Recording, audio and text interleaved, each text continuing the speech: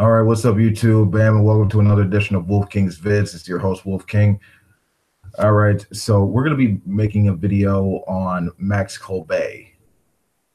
He made a video on Freethought. I'm not sure if he understands the full scope of that philosophy, so we're just going to watch his video and critique it bit by bit. So let's just pull up the video. Response to free thinkers. It's a five-part essay, and this is part 2. Please check the low bar for a link to the original essay on escapingatheism.com, as well as a link to Dan Barker's essay on the so-called Freedom from Religion Foundation website. Freedom from Religion Foundation is basically an atheist hate group that puts out a lot of hate propaganda, funds a lot of lawsuits to harass, humiliate, and bully Christians and other religious people. There's nothing really nice about the Freedom from Religion Foundation or any of the atheist, skeptic, rationalists who are part of it. Now, what I'm going to do here is read John Bosco's essay to you and then encourage you to go, give it a read the other parts, check the other things we have on escapingatheism.com. By the way, if you're good at blogs and blogging, or if you're good at images, Freethinker Propaganda, Part 2. Dan Barker quotes Clarence Darrow as saying, "I don't believe in God because I don't believe in Mother Goose," as validation for free thinkers holding a naturalist worldview. Apparently, Clarence did not hear the Paul Harvey radio program, The Rest of the Story, about the existence of the actual Mother Goose who lived in the Massachusetts colony during the Elizabethan era. Therefore, given the rationalist free thinker believes that if a statement is falsifiable, it must be rejected, Clarence Darrow and all who adhere to his rejection of God must now reject that reason for their dogmatic atheism. Sounds like a silly semantic point, but let's just go further. To be a free thinker, one must confine reality to what is directly perceivable through the free thinker's natural senses of, or reason. Natural senses or reason. Okay. Reason combines the truth of a statement to the strict tests of the scientific method. To be true, a statement must be testable and have repeated tests confirm the validity of the statement. Harmonious, the simplest explanation with the fewest assumptions, and be logical, free of contradiction, non sequiturs, and irrelevant ad hom character attacks. To adhere to the free thinker's paradigm, then the free thinkers must reject the scientific method, logic, and many other abstract concepts that have no physical testable presence. Reject any and all emotions, because they also are immaterial, untestable, and irrational. For the free thinkers to allow themselves to use anything that cannot be subjected to their standards automatically refutes their claim of being a member of that group because it contradicts their standards. Thinkers to base their morality on humanism. People who don't describe to any religion tend to self-identify as humanists. Humanism. Yeah, basically, in a nutshell, you accept the basis of science, reason, and empiricism, and you don't hold any stock in faith or in revelation or in authority or tradition or anything like that. Really don't see what the big deal is here. Base their morality on humanism. People who don't describe to any religion tend to self-identify as humanists. Humanism is a worldview that emphasizes the value of humanity and social justice while altogether rejecting supernatural concepts and religious dogma. Others. But also, I believe you could be a deist and still hold to those views up there. Is not a solid base on which to build a healthy civilization. The USSR and other Soviet-inspired states were built upon humanist and so-called scientific secular designs. So that's incorrect. Communism was very, in its nature, it was very dictatorial. They were dictatorships. They violated human freedom and democracy. And they're not anything related to the first world philosophy that is humanism. Fine with people like believing in religion, like society, like that's just a separation of church and state that we have. That's not anything controversial. On November 17th, 2010, Brandon Nordart posted in his website the Enlightened Worldview project that his phenomenological and scientific reasoning has led me to the conclusion that people have the natural rights of life, liberty, and the pursuit of happiness. Others in Western democracies might wish to mockingly congratulate Brandon for catching up with John Locke or Thomas Jefferson. They should hear him out. Arrive at his conclusion from the Judeo-Christian perspective, but as a secular humanist. This reasoning is rooted in the realization of the non-physical aspect of humanity, which is called the soul. There's also an important realization that souls have free will, which is a supernatural concept because there are no natural processes through which all actions of souls, and by extensions humans, can be reduced to. Finally, there's the realization that the first-person experience of right and wrong has a non-physical aspect. Wait a minute. Let's just go back really quick. Have free will, which is a supernatural concept because there are no natural processes through which all actions of souls, and by extensions humans, can be reduced to. Finally, there's the realization that the first-person the brain. How about that? Experience of right and wrong has a non-physical aspect as well.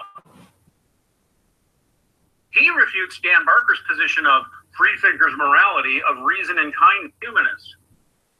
This reasoning is rooted in the realization of the non-physical aspect of humanity. Finally, there's the realization that the first-person experience of right and wrong has a non-physical aspect as well. Then God, the spiritual. Wait. Sorry, guys. I was just making sure I wasn't having a stroke because it just seemed like those statements were disjointed. It's like they were asserted without any evidence or anything to back them up. Free thinkers' natural sense must be testable and have character attacks. To adhere to the free thinkers, to allow themselves to base their morality on humanity and social justification. The USSR and other Soviet-inspired states were built upon humanist. Western democracies might wish to mockingly congratulate humanists. This is through which all actions of souls, and by extensions humans. Finally, there's the realization that the experience of right and wrong has a non-physical aspect as well. He refutes Dan Barker's position of freethinkers' morality of reason and kindness by stating morality and by extension natural justice can be real aspects of the universe regardless of anyone's mere personal opinion, unless they are based on some form of non-physical metaphysics. Everything that exists is physical, and there is no inherent right or wrong. There is just the way things are. The physical universe is not at all concerned with social justice or humanity per se. I mean, no shit. I mean, that's inherent right or wrong. I mean, these are things that humans talk about. We have these experiences. We are the minds. There is no outside mind in the universe that is dictating laws from on high. These things occur in our day-to-day lives, and therefore it's through the values of reason for inquiry that we talk about these concepts of empathy, of kindness, of helping one another. These are related to human matters. So I mean, we're physical entities, so enough. This writer wonders, therefore, how can any atheist that claims to be a humanist even pretend to criticize a theist on the morality of God or religion when such criticism relies on a non-existent cosmic absolute and is done in an unkind or unreasonable manner? Of atheist free thinkers utilizing an objective moral standard, whose existence they deny, to condemn others, not to mention the creator of the universe, is staggering. Particularly, morality does not exist as physical, testable entity subject to empirical analysis. Okay, so let's just deal with our statement that he said. How can a humanist who is a free thinker pretend to criticize a theist on the morality of God when it relies on a non-theistic, non-existent cosmic absolute. First off, there's no atheist that I've heard of, or at least let me just speak for me. I don't to criticize theists on based on a non-existent cosmic absolute. I think that when you talk about morality, that depends on the context and consequence of a particular situation. I think you can have rational deliberations on such scenarios on absolutes. I mean, there were some things that occurred in the Bible that was ordained by God. I mean, I today would take as absolute, and wiping out whole tribes and keeping the virgin girls for yourself, or encouraging slavery and beating of slaves, or committing incest. I don't think these things are permitted or okay right now. So Brandon Norgard also states secular humanism is not. Oh, all right, and the sheer hypocrisy of atheist free thinkers. You guys can object to moral standard. I think that with for inquiry, empathy, kindness, and stuff like that, we can get to something that's close to objective. I don't know about absolutist. That's why I like the first world constitutional. I like the first world ability to have open discussions to discuss the basis for how we hold these views. I like the ability that we can on what we consider to be good and necessary for the advancement of the human condition. So, a coherent worldview in essence, a worldview that includes belief in a non-physical aspect of the self is more rational and I believe more justified given the scientific phenomenological evidence. While this embrace of a transcendent consciousness certainly did not confirm the existence of God as Western civilization views that entity, Brandon does not rule out some form of creator. Here's one. Belief in anything supernatural because the natural universe is not an explanation for itself. That the natural universe was created by something that is over and above nature, and this is a supernatural concept. Though Brandon repudiates known mainstream religions when he states, call God, but this does not mean that for one to believe this, they must have a blind faith in God as a Christian or Muslim does. There is a reasonable justification for believing this, and thus blind faith is not necessary. This is one strike against the secular humanist worldview. When Dan Barker claims that morality can be based on human need or doing no harm, I don't know what that earlier statement was. It sounded like some kind of I don't know, argument for agnosticism, like maybe whether or not deity exists or whatever. But let's focus on human matters in the here and now. But let's just move on.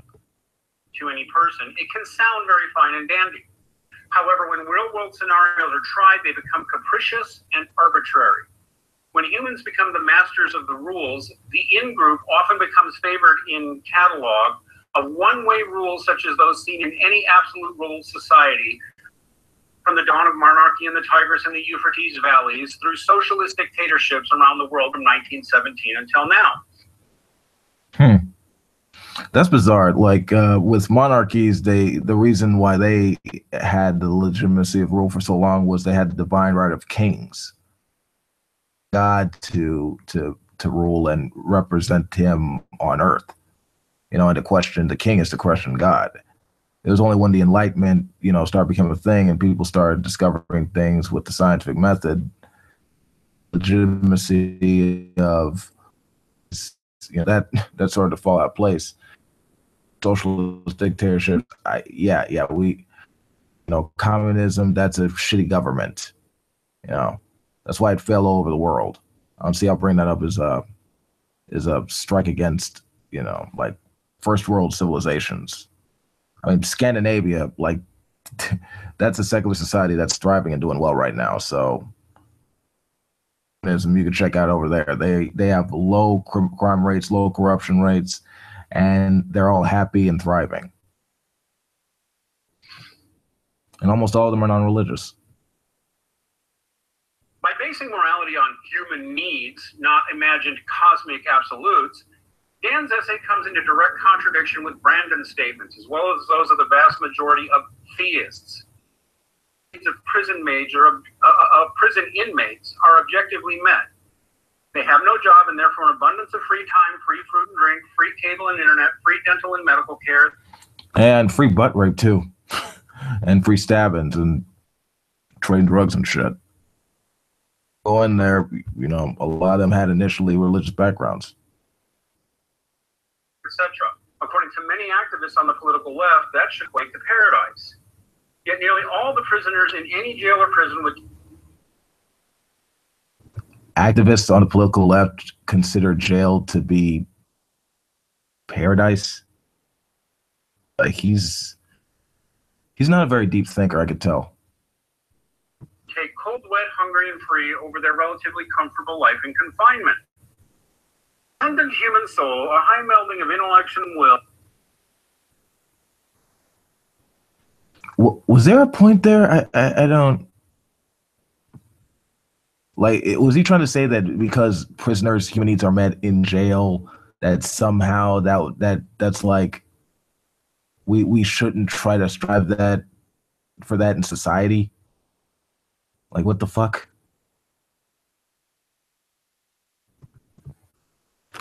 Has been known for thousands of years to need a purpose. For much longer, each individual human has sought to find their own meaning or goal in life beyond the mere animal drives of survival and reproduction. Their quests have, in large part, succeeded or failed based on how each person was willing to work and sacrifice to achieve their goal. On human society have depended upon the extent to which they abided within the bounds of societal written law and the natural law of free thinkers, as so. According to Dan Barker, moral dilemmas involve a conflict of values. Seems to be more like hidden assumptions again. Natural law. Like what's the argument for that?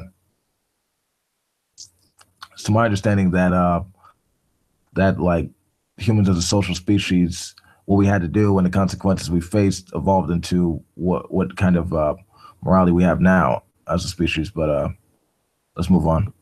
Values requiring a careful use of reason to weigh the outcome. Free thinkers try to base actions on their consequences to real living human beings. This writer states unequivocally that such attitudes have been used throughout history to legitimize atrocities. This is a point well worth remembering. Now, John Bosco keeps referring to himself as this writer. But what he's saying here, and it's very, very, very true, the idea that you are going to decide what is right and wrong based on what you think human need is and what you think people need, that is the attitude of the tyrant, who thinks he's going to be the benevolent tyrant. And such attitudes have been used throughout history to legitimize atrocities. They really have. Now, to continue on, the enslavement of captives and criminals in both Europe and the Americas was legitimized by arguing that their lives were better in bondage than in cells or primitive squalor. The euthanasia movements, both in the past and now, base their arguments on the notion that the lives of the insane, disabled, elderly... I mean, that's bizarre. If you're talking about promoting slavery, there were a lot of individuals of the time that were saying that that it was fine because they had slavery in the Bible, and that therefore enslaving Africans and shipping them out to Europe and the Americas, it was just a fact because it was in the good book. That's kind of strange. I'm not sure how that's related to humanism or free thought. And in fact, free thinkers during the 1800s, they were advocating releasing slaves, and abolishing slavery. I remember Robert Ingersoll talking about that in his writings. So I don't know what the fuck this guy's even arguing about. He's just an idiot. He doesn't know anything. They are terminally ill, are burdened both to themselves and others. Therefore, it is a mercy to end their lives. The abortion movement and Planned Parenthood argue that careless recreational sex is a good thing and that such activities should be without consequences. I don't know. Like, he's going on tangents and just strawmanning the fuck out of like free thinkers for some reason. The abortion movement and Planned Parenthood argue that careless recreational sex is a good thing, or at least the guy who wrote this fucking dumbass essay. First off, no one in the abortion movement or Planned Parenthood say that having sex is a good thing just randomly. If anything, I'm pretty sure they would promote what is it, like safe sex and birth control to reduce abortions, like the need for them, and kids that can't support. Also, what is it? The euthanasia movement posted and passed and now based arguments on the notion that, I mean, I don't know where the fuck he's going on with this. It just seems like gibberish. After all, burdening an unwed woman with an unplanned or unwanted pregnancy is terrible. The fetus should have a life of want and poverty. Or the fetus would have a life of want and poverty. Fuck, it is like promoting abortion. Like, what the fuck? Like, that's usually like a last resort. Therefore, terminating the pregnancy is just. For the woman or girl, it is a simple procedure and life returns to normal. Freethinkers argue that religion promotes a dangerous and inadequate morality based on blind obedience and pie-in-the-sky rewards of heaven or gruesome threats of hell, Dan Barker argues. That statement sounds like Dan made just the type of absolutist statement of condemnation he accuses religion of making. Rather than make more cheap hypocrisy point, this author will direct Dan Barker to the sciences and reason he is so fond of. These fields of study were preserved and promoted by the Catholic religious orders, both male and female. The Catholic Church has believed for 2,000 years that God is both rational and orderly. Again, the Catholic Church has believed for 2,000 years that God is both rational and orderly. These characteristics are discernible in his creations, and to learn. Yeah, I'm not gonna have him like plug the. I mean, I won't deny that there are a number of well-learned Catholics. You know, they you know, that's one bastion of Christianity that actually, you know, has their shit together, so to speak, when it comes to intellectual disciplines. You know, they accept evolution and the Big Bang, so, you know, good on them. But yeah, there's nothing wrong with criticizing like religious morality or trying to maintain separation of church and state, which is what the freedom of religion tends to do. Freedom from religion tends to do. I wanted to go in that at that point initially at the beginning of this video. It was maintain separation of church and state. Basically, you're and everyone else is free to think it's stupid and not respect it. Here, that's just freedom of speech. It's the First Amendment. But moving on, let's else to say. Mathematics, genetics, and astronomy, and shared their findings with the public through institutions of learning. Okay, cool. Dangerous and inadequate morality built on blind obedience that Dan Barker condemns seems to be a cartoonish slave state of fundamentalist Islam blended with the worst fundamentalist Puritanism displayed during the Salem witch trials. It bears no resemblance to true Christianity or any other mainstream Western or Asiatic theistic religion or philosophy when the true teachings are embodied through the believer's behavior. Okay, so now we got into the true Scotsman fallacy, basically. No true Scotsman fallacy. I mean, what does true Christianity look like? Does it look like individuals who are basically afraid of scientific literacy, who think that if you take vaccines, you know, you're embracing demons or wickedness? Basically, like climate change isn't a thing because God calls the shots and decides when the world's going to end, or I don't know, or that Trump is maintaining the country because he's so he's ordained by Jesus or whatever the fuck. Like, I mean, what does it look like? Because I mean, if you look at the religious right, they're like the Christian Taliban. You know, if they had their way, it would be uh, like something akin to Saudi Arabia with a Jesus spin on it. So honestly, I don't think that it's a problem to criticize religion and call bullshit on it when it's appropriate. I mean, that's the whole reason why we have this balance in this country whatsoever. It's secular America. That's as a result of that, and that's a good thing. You know, hail Satan. Anyway. In an earlier post, I noted that Dan is making his anti-religious arguments from the comfort of a civilization built, maintained, and protected by a Christian ethos. The laws and unwritten expectations were based on Christian morals. Murder and theft, for example, were always wrong. Now, the relativism and other free-thinking ethics have entered the judicial systems of Western civilization. The ethical standards are being rapidly eroded away by those unfettered by an absolutist morality. Okay, first off, that's complete nonsense. The Constitution is a godless document. Okay, the power comes from we the people and from the consent of the governed. It mentions nothing at all about the Ten Commandments or anything about worshiping a god before or graven images or anything like that. Murder, theft, and all that stuff, those are universal laws. I mean, you need that in order for any society to exist. And at best, if there's any mention of like in American culture on a secular perspective, it's a moral consequentialism. It's not anything related to relativism or I don't know whatever strawman he's trying to make, but yeah, that it's our laws aren't based on anything religious. That's just ridiculous.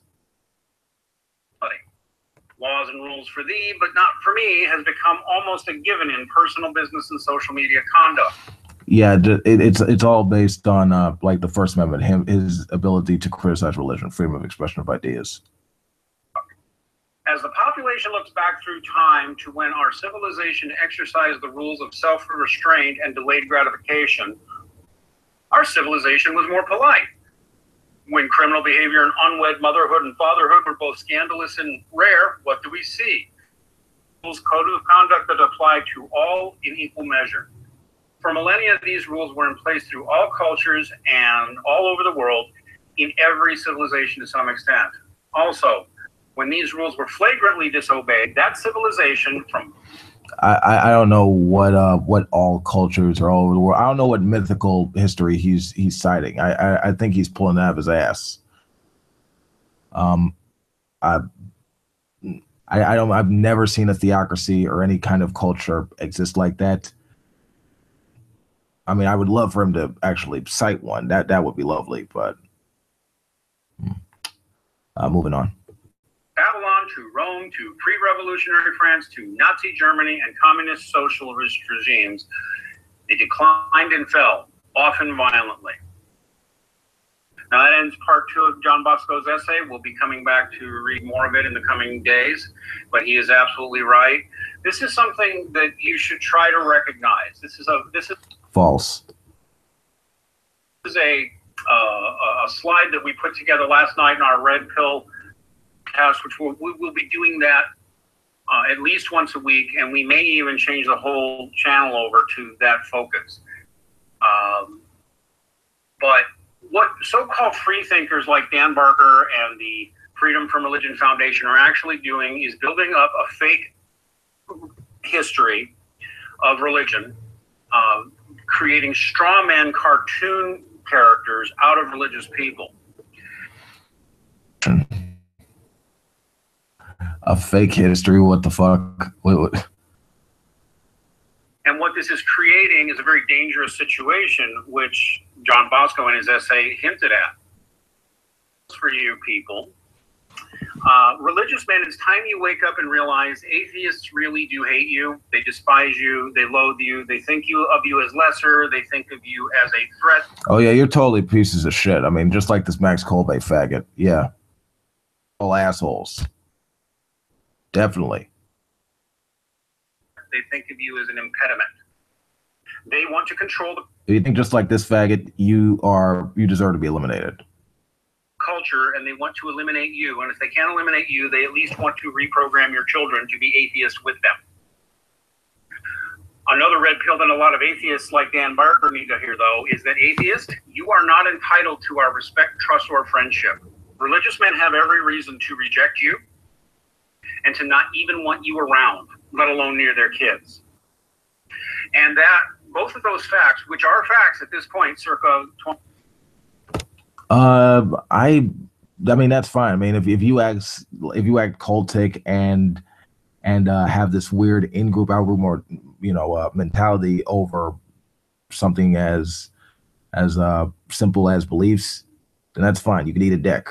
I mean, I'm cool with everyone just as long as they don't try to like force their beliefs on me, and vice versa. Like, I just don't want my public policy based on, something said in the Code of Hammurabi or whatever the fuck you believe in. 2017 add up to something even more important. Danger. Atheists have declared war on religious men. What happens when religious men realize this? Fine. Where does it leave you? Where do you go?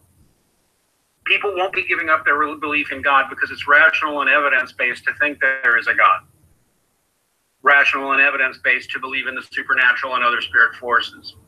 Atheists in denial of this reality are a clear and present danger to anyone who believes in the supernatural or just wants a stable, functioning.